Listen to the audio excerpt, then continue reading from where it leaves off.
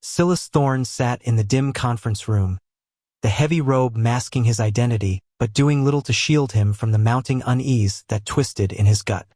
He had been sent to represent the ciphers at this clandestine gathering, a duty that now felt like a noose tightening around his neck.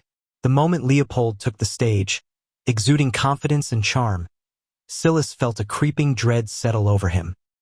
The room was filled with the top criminals in Doskvol, and the stakes of this meeting were higher than anything he had anticipated. But it wasn't until the assistant dragged a beaten man onto the stage that Silas felt his blood turn cold. Adrian. The name screamed in his mind, though he dared not speak it aloud. His heart lurched painfully in his chest as he recognized the cipher, bruised and barely conscious, being thrown into the glass box with the terrified orangutan. Adrian Blackwood, a man who had stood by him through countless missions, now lay crumpled and broken at the mercy of monsters. Silas's hands trembled beneath the robe, gripping the edge of his chair so tightly his knuckles ached. Luis and Nico. His mind raced with the image of Adrian's twin sons, the boys waiting for their father at home, blissfully unaware of the nightmare unfolding in this room. He struggled to stay seated to keep the anonymity the robe provided. Every instinct in him screamed to act, to tear off the disguise and save Adrian. But what could he do? If he revealed himself now, it wouldn't just be his life forfeit, it would be Adrian's, and possibly the cipher's entire operation. He clenched his jaw, his heart breaking as Leopold, with his cruel grin, tossed the deadly ladher into the box. The screams that followed, first the orangutan's, then Adrian's, sounded like they were tearing through Silas's very soul. His vision blurred with fury and helplessness, every second of inaction carving a deeper wound in his conscience. As the smoke filled the box and the sounds of agony faded, a crushing silence descended over the room. Silas's body felt numb, his mind a storm of grief and rage. Adrian was gone. His friend, his brother in arms, sacrificed like an animal for these people's entertainment. And Luis and Nico. Silas could only think of the twin boys who would never see their father again. He remained frozen, heart hammering in his chest, barely able to hold back the urge to scream. But he couldn't. Not here. Not now. He had to stay seated, stay hidden, and somehow survive this horror to ensure Adrian's death wasn't in vain. Silas Thorne sat at the workbench, staring blankly at his hands, which were trembling. The memories of that horrific meeting days ago still clung to him like a dark shadow. Arthur Xavier leaned against the wall nearby, his brows knitted in confusion, while Lonnick paced back and forth, fists clenched. The tension in the air was thick, and no one quite knew how to start. His hands trembled as he spoke, voice heavy with grief. Adrian didn't deserve that.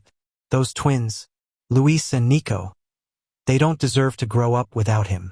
Arthur shifted uncomfortably, leaning against the wall. He glanced at Lonnick, who was pacing, his face dark with anger. Silas will find those boys. They've been through enough. Silas wiped his face with his sleeve, his voice cracking. I've been trying to find them, but they ran away, Arthur. They're only 3 years old, and they just disappeared. I don't know where they are, and I don't even know how to start looking for them. I failed Adrian. I failed his boys. His voice was thick with emotion, and he rubbed his eyes, trying to compose himself. I saw Adrian, he muttered, his throat tightening as he forced the words out. He was alive when they dragged him out, Arthur. Alive. And they threw him in like he was nothing. Just like an animal. Arthur's brow furrowed even deeper. Wait, hold on. You're saying Adrian, a cipher, was sold by Heatwave to Cobblepot? Why the hell would Cobblepot care about Adrian? We've never crossed him before. And Heatwave, why would they hand Adrian over like that? Silas rubbed his face with trembling hands. I don't know, Arthur. I don't know why. But his voice broke, his breath shuddering. They tossed him in there with that poor creature, and then they used him. Used him for that thing, that weapon, the ladher. Arthur exchanged a look with Lonnick before speaking, his voice calm but serious. The Ironborn might be the best place to start looking for the boys. Ulf's people. If the boys are hiding out anywhere, they could be looking after them. The Iron Den's always been a safe haven for strays. We can reach out to them, see if they've heard anything. Nick stopped pacing and looked at Arthur with skepticism. The Ironborn? You think they'd take in the twins without word getting out? Silas, why didn't you check there first? Silas let out a shaky breath. I couldn't think straight, Nick. My head's been a mess since that night. After what happened to Adrian, I just didn't know where to start. I've tried everything, and they're just gone. Arthur stepped forward, placing a hand on Silas's shoulder. We'll figure it out. We'll start with the Ironborn and go from there. Ulf still owes us a few favors. If they've seen the boys, we'll find out. Silas gave a small nod, but his eyes were still haunted. They're just kids, Arthur. They don't deserve this. They should be home with their father. And now, I'm responsible for them. I have to find them. Arthur nodded firmly. We will, Silas. We will. And when we do, we'll make sure they're safe. We owe Adrian that much. Lannick's jaw clenched. Safe from what, though? That's the question. Why the hell would Heatwave ally with Cobblepot in the first place? They've never crossed paths before, never even had a reason to work together. It doesn't make sense. Arthur raised an eyebrow. Yeah, I've been thinking about that too. Heatwave's always been about brute force and Cobblepot's more calculated. What do they stand to gain from working together?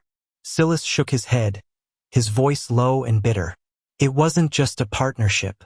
They sold Adrian, Arthur. Sold him like he was nothing. Arthur frowned. But why? We've never even tangled with Cobblepot. What does he gain from killing a cipher in front of Doskvol's underworld? Lannick's eyes were cold as steel.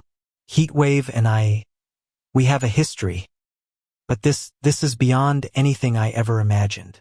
Selling Adrian to Cobblepot, whether they did it for money, for power, or some twisted game, I don't care. They're all going to burn for this. The Circle, Heatwave, Cobblepot, every last one of them. His voice trembled with fury. I swore never to let personal matters interfere with the ciphers. But this is different. Nick slammed his fist against the wall, his face red with fury. That's what I can't figure out. Heatwave had no reason to make a deal with Cobblepot. None. Unless. His voice trailed off as his mind worked through the possibilities. Arthur narrowed his eyes. Unless what? Nick stopped pacing and turned toward them, eyes burning with suspicion. Unless someone else is pulling the strings. Someone who's setting us all up for a war. Silas blinked, his voice shaky. You think there's someone else involved? Nick crossed his arms, his tone sharp and cold. I wouldn't be surprised. There's been too much tension in the city lately. Factions at each other's throats. The Circle of Flame, the Ciphers, the Ironborn, the Dimmer Sisters. Cobblepot's never had any reason to target us. So why now? Why make an example out of Adrian?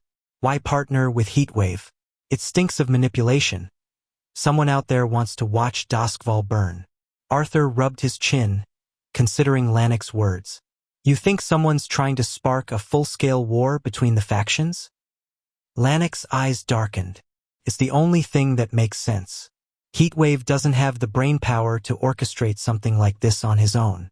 Cobblepot's too smart to get involved without a bigger plan.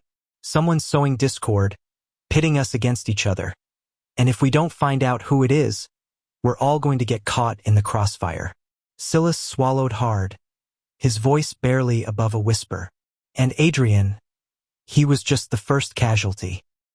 Silas's voice cracked as he spoke again, barely holding back the tears.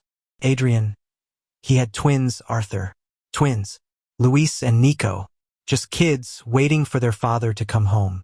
And now, because of them, because of these monsters, those boys, they'll never see him again. Arthur nodded slowly, the weight of the situation pressing down on him. If you're right, this isn't just about Adrian anymore. We're looking at something much bigger. Silas wiped at his eyes angrily, his voice trembling with grief and rage. It's not just about him, Arthur. It's about what they've done, what they're planning to do. That ladder, it's not just some weapon. It's something worse. It doesn't just kill. It tortures, destroys you from the inside out. They showed us. His voice caught, and he had to take a deep breath. They showed us what it does. Threw that damn thing in with Adrian, and I heard him scream. I heard him die, and I did nothing. I did nothing. Lannick's fist clenched so tightly that his knuckles turned white. You were outnumbered, Silas. If you'd acted, you'd have been killed too. But this isn't over. We're going to make sure the Circle of Flame regrets ever setting their sights on us. Whoever's behind this, they made one mistake, they took one of ours. And for that, they're going to pay. I don't care how deep this goes or who's pulling the strings. Adrian's death won't go unanswered. Silas couldn't hold back anymore, the tears finally spilling down his face. They killed him, Lannick. They killed my friend. And I had to sit there and watch him die in that box, knowing Luis and Nico will never see their father again. Lannick stepped forward, placing a firm hand on Silas's shoulder. His voice, while still sharp with anger, softened slightly. We'll make them pay for what they've done, Silas. You have my word. This isn't over. Adrian's death will not be for nothing. Silas wiped his eyes, looking between the two men. We have to stop them, Lannick. For Adrian. For Luis and Nico. Arthur looked at Lannick, his voice steady but serious. First, we find those boys. We get them safe. Then we figure out who's really behind this and we stop them. Together. Lannick nodded, his rage barely contained. Agreed. This ends with us, not with them. No more blood on our side. No more innocents caught in the crossfire. Silas took a deep breath, trying to hold himself together. Thank you. I just can't lose anyone else. Arthur squeezed Silas's shoulder again, offering him a reassuring nod. You won't. We'll make sure of it. This is a war they can't finish. And they'll wish they'd never crossed us.